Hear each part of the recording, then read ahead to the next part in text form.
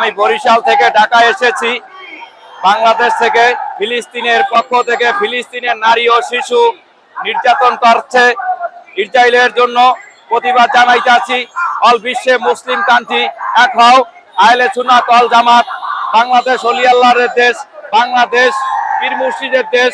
আমরা রসুলের পক্ষ থেকে, আমরা ফিলিস্তিনির পক্ষ থেকে, আমরা বাংলাদেশ থেকে নিন্দা জানাইতে চাই যে আমাদের মুসলমান জাতি ফিলিস্তিনের মানুষ, শিশুদের, মহিলাদের হত্যা করা হয়েছে, তাদের প্রতিবাদ জানাই।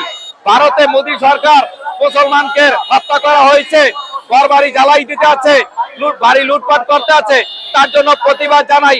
আমাদের বাংলাদেশ থেকে আমাদের ইসলাম যেখানে যে আছে, মুমিন মুসলমান সকলে আপনারা জাগ দিয়া ওঠেন। আমরা আহলে সুন্নাত ওয়াল জামাতের পক্ষ থেকে আমরা আর এই খুনাখুনি হানাহানি আমরা চাই না। মুসলমানের পাশে দাঁড়ান। বিভিন্ন বড় বড় রাষ্ট্রের কান্ট্রি আছেন, আপনার সৌদি আরব আছেন, কাতার আছেন, আপনারা ফিলিস্তিনের পক্ষে দাঁড়ান। এই নিয়েই আমার আশ্বাস। আসসালামু আলাইকুম।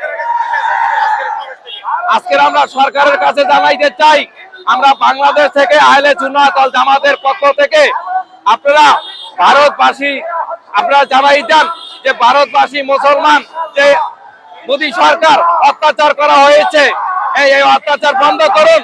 আর ফিলিস্তিনের জন্য আমাদের বাংলাদেশের থেকে সেনাবাহিনীর জন্য আমাদের জন্য যদি পারমিশন দেন, আমরাও ইনশাআল্লাহ ফিলিস্তিনের পক্ষই, আমরাও ফিলিস্তিনে যাব, যুদ্ধ করব, ইসলামের জন্য শহীদ হব, এইটাই মনের বাসনা।